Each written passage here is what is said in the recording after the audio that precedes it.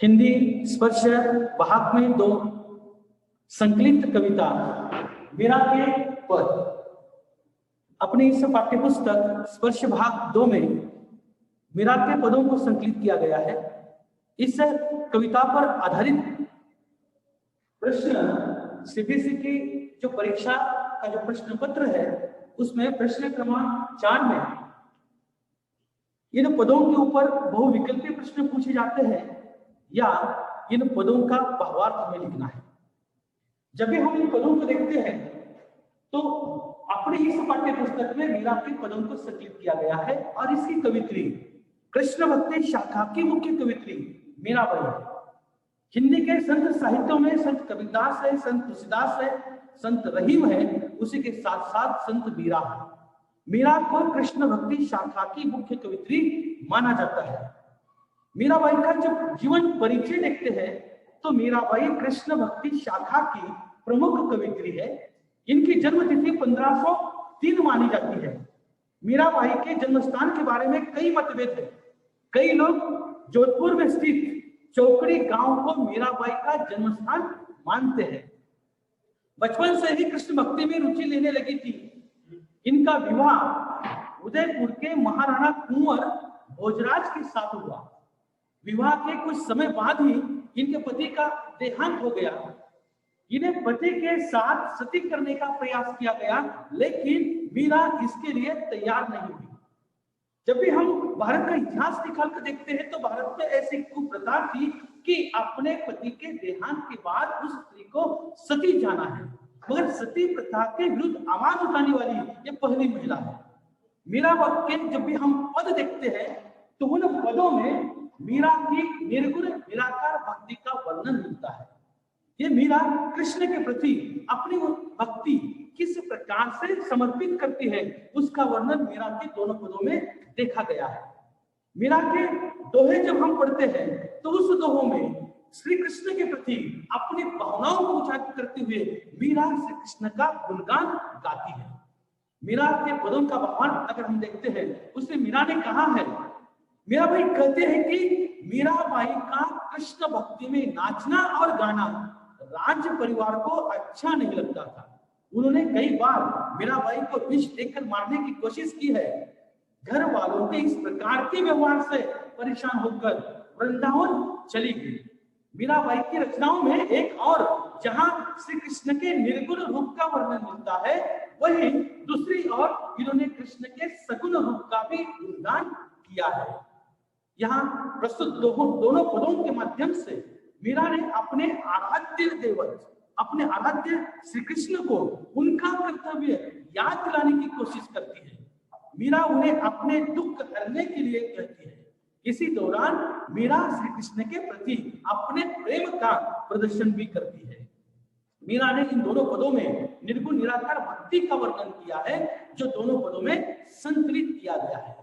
देखिए, ये मीरा का पहला पद है। इस पहले पद में मीरा कहती है, हरि आप हरो जनरी धीर, द्रौपदी ने लाज राखी आप बढ़ायो चीर, भगत कारण रूप नर हरि, धरियो आप शरीर, गुड़तो गजराज राखो काठी कुंजर पीर, दासी मीरा लाल गिरधर हरो मारी पीर। कितना सुंदर वर्णन मीरा ने किया है। कवित्री मीरा भगवान श्री कृष्ण के भक्त प्रेम का वर्णन करते हुए कहती है कि आप अपने भक्तों के सभी प्रकार के दुखों को हरने वाले हैं, अर्थात दुखों का नाश करने वाले हैं। मीरा उदाहरण देते हुए कहते हैं कि जिस तरह अपने द्रौपदी की इज्जत को बचाया और साड़ी के कपड़ों को बढ़ाते चले गए, जिस तरह अपने भक्त प्रहलाद को बचाने के लिए नरसिंह का शरीर धारण कर लिया और जिस तरह अपने हाथियों के राजा भगवान इंद्र के वाहन ऐरावत हाथी को मगरमच्छ के चंगुल से बचाया था, हे श्री कृष्ण, उसी तरह मुझे इस अपनी दासी को अर्थात इस भक्त के सारे दुखों को हर लो, अर्थात सभी दुखों का नाश कर दो। इन पहले पदों में मीरा ने कहा है कि श्री कृष्ण संरक्षक है, भक्तों की रक्षा करने वाले हैं। मीरा ने 3 उदाहरण दिए हैं। पहला उदाहरण था द्रौपदी की इज्जत को बचाना, दूसरा उदाहरण था कि भक्त प्रहलाद को बचाना, और तीसरा उदाहरण है हाथियों के राजा भगवान इंद्र के वाहन ऐरावत को बचाना। श्री कृष्ण हमेशा सत्य की रक्षा करते हैं, श्री कृष्ण हमेशा अपने भक्तों की रक्षा करते हैं। ऐसे श्री कृष्ण के निर्गुण निराकार भक्ति का वर्णन मीरा के इन पहले पदों के माध्यम से आपके सामने प्रस्तुत होता है। अब यह मीरा का दूसरा पद है। इस दूसरे पदों में मीरा कहती है, चाकर रस्यु वाग लगासु नित उठ दर्शन पास्यु, वृंदावन रे कुंज गली में गोविंद लीला गासु, चाकरी में दर्शन पासु सुमरन पासु खर्ची, भाव भक्ति जागरी पासु तीनों बाता सरसी, मोर मुकुट पीतांबर सोहे गल वैजंती माला, वृंदावन में धेनु चरावे मोहन मुरली वाला, ऊंचा ऊंचा महल बनाओ बीच बीच राखू बारी, सांवरिया दर्शन पाशु पर कुसुम्बी साड़ी, आदि राज प्रभु दर्शन दिचो जमुना जी रे तीरा, मीरा रा प्रभु गिरधर नागर क्यूड़ो घनो अधीरा। देखिए कितना सुंदर वर्णन मीरा ने इस दूसरे पद में श्री कृष्ण का किया है। इस पद में कवित्री मीरा श्री कृष्ण के प्रति अपनी भक्ति भावनाओं को उजागर करते हुए कहते हैं कि हे श्री कृष्ण, मुझे अपना नौकर बनाकर रखो। अर्थात मीरा किसी भी तरह श्री कृष्ण के नजदीक रहना चाहती है, फिर चाहे नौकर बनकर ही क्यों न रहना पड़े। मीरा कहती है कि नौकर बनकर मैं बागीचा लगाऊंगी ताकि सुबह उठकर रोज आपके दर्शन कर पाऊंगी। मीरा कहती है कि वृंदावन की संकरी गलियों में मैं अपने स्वामी के लीलाओं का बखान करूंगी।